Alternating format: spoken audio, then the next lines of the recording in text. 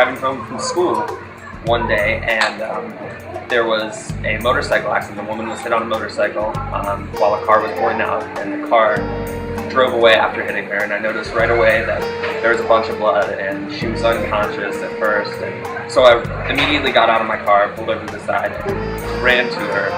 And I started asking her a few questions about what had happened. And she was conscious at the time.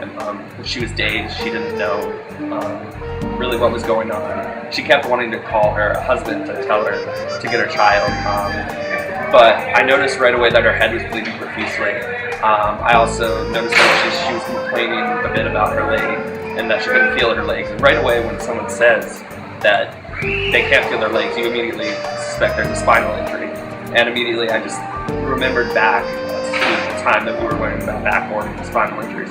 So I put her in a position where her spine would be braced. I asked someone to run to their car to get a first aid pack, and someone did. They had some gauze, so I put some pressure on her head to keep the wound from bleeding. And finally, after about, I think it was 12 minutes, it seemed a lot longer. It really did. But about 12 minutes later, the paramedics came, and I kind of helped them backboard her onto the ambulance, and they said thank you, and if you weren't here it could have been a lot worse. So I was really happy to actually have a real experience, and to know that lifeguarding can actually help outside of being a lifeguard.